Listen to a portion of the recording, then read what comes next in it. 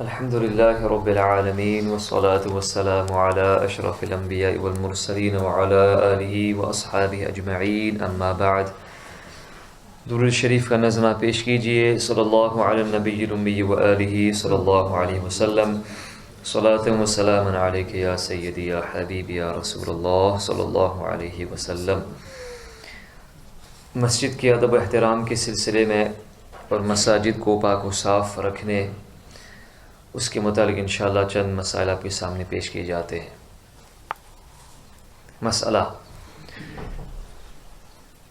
اسباب بھی بلا ضرورت مسجد میں نہ رکھنا چاہیے، مسجد کو گھر سے مشابہ بھی نہ کرنا چاہیے۔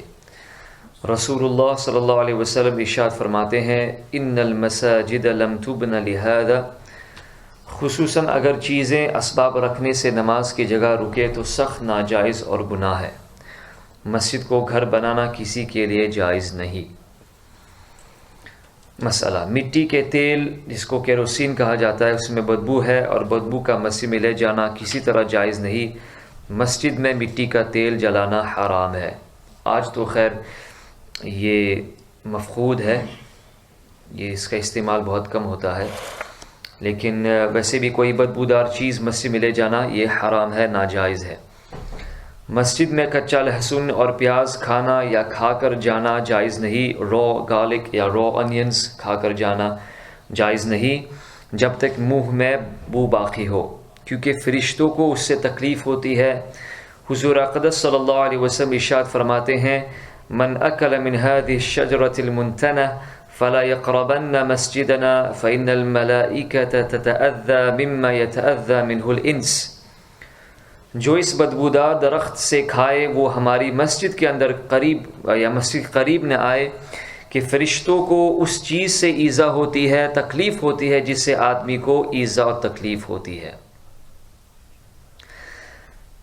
تو اس لیے اگر ہمارے کپڑے بدبودار ہیں تو ہمیں چاہیے کہ ہم خوشبو لگائے، اس بدبو کو دور کرے، اس کے بعد ہی ہم مسجد میں قدم رکھیں۔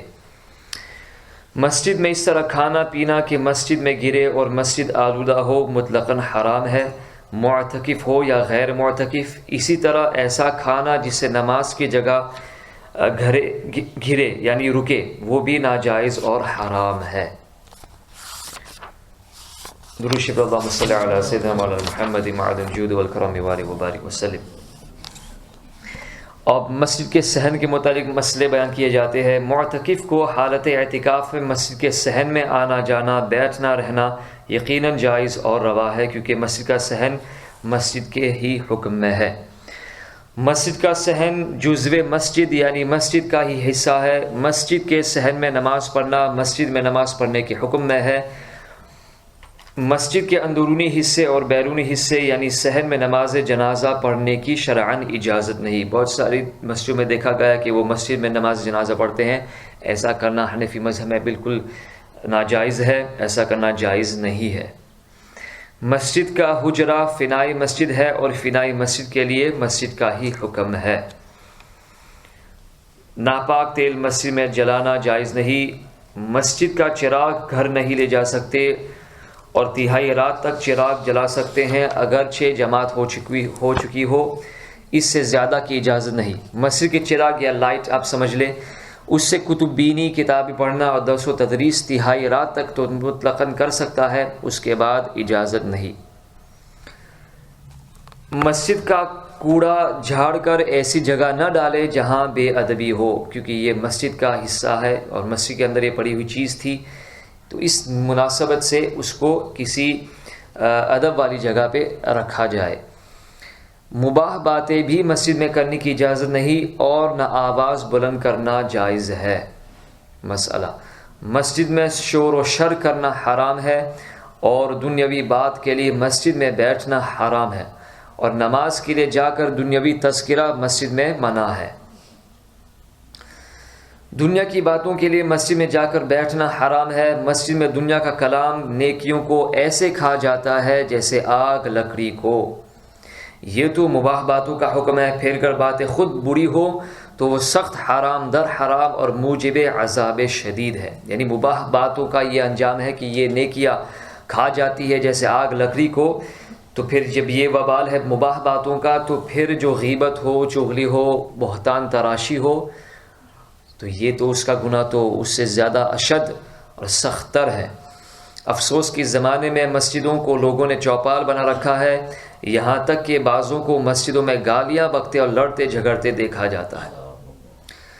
دنیا کی بات جبکہ فی نفسی مباح اور سچی ہو، مسجد میں بلا ضرورت کرنی حرام ہے۔ حدیث شریف میں ہے کہ جو لوگ مسجد میں دنیا کی باتیں کرتے ہیں ان کے منہ سے وہ گندی بوئے بد نکلتی ہے جس سے فرشتے ایذا پانے کی وجہ سے اللہ تعالیٰ کے حضور ان کی شکایت کرتے ہیں۔ ایک روایت میں ہے کہ ایک مسجد اپنے رب کے حضور شکایت کرنی چلی کہ لوگ مجھ میں دنیا کی باتیں کرتے ہیں، راہ میں فرشتے اسے آتے ملے اور بولے کہ ہم ان کو ہلاک کرنے کو بھیجے گئے ہیں۔ مسجد نے شکایت کی، اللہ تعالیٰ نے اپنا لشکر فرشتوں کو بھیجا کہ جو لوگ مسجد میں دنیا کی باتیں کرتے ہیں انہیں ہلاک کر دو۔ اللہ تعالیٰ ہمیں سچی سمجھ عطا فرمائے، صحیح سمجھ عطا فرمائے۔ مسجد کو راستہ بنانا یعنی اس میں سے ہو کر گزرنا ناجائز ہے، اگر اس کی عادت کرے تو فاسق ہوگا۔ بعض مساجد اس طرح کی ہوتی ہے، عموماً انڈیا پاکستان میں، کہ جس کے 2 دروازے ہوتے ہیں، اس طرح ہوتے ہیں کہ ایک دروازہ ایک طرف کی گلی یا سڑک پر ہوتا ہے اور دوسرا دروازہ دوسری طرف کی گلی یا سڑک پر ہوتا ہے۔ کچھ لوگ ایک گلی سے دوسری گلی میں جانے کے لیے مسجد کے بیچ کے اندر گھس جاتے ہیں اور مسجد کو راستہ بنا دیتے ہیں۔ ایسا کرنا ناجائز ہے، مسجد کی بے ادبی ہے اس میں۔ مسجد میں ناسمجھ بچوں اور پاگلوں کو لے جانا منع ہے۔ صحیح ابن ماجہ نے حضرت مکحول رضی اللہ تعالیٰ عنہ سے اور عبد الرزاق نے اپنی مصنف میں انہی سے، اور انہوں نے حضرت معاذ بن جبل رضی اللہ تعالیٰ عنہ سے روایت فرمایا کہ حضور اقدس صلی اللہ علیہ وآلہ وسلم فرماتے ہیں، جنبوا مساجدکم صبیانکم ومجانینکم وشراءکم وبیعکم وخصوماتکم ورفع اصواتکم، اپنی مسجدوں کو بچاؤ اپنے ناسمجھ بچوں اور مجنونوں کے جانے سے اور خرید و فروخت اور جھگڑوں اور آواز بلند کرنے سے۔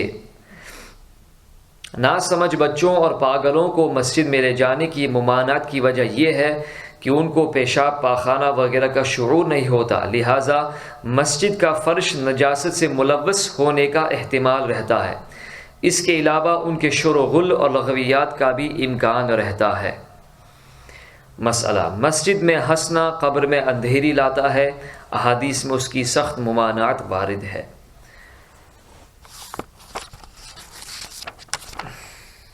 مسجد میں مصارف خیر یعنی نیک کاموں کے لیے چندہ کرنا جائز ہے، جبکہ کسی قسم کی چپقلش یعنی دنگا یا ہجوم نہ ہو اور چندہ کرنے میں کوئی بات مسجد کے ادب کے خلاف نہ ہو۔ مساجد میں مصارف خیر کے لیے چندہ کرنے کا احادیث صحیحہ سے جواز ثابت ہے۔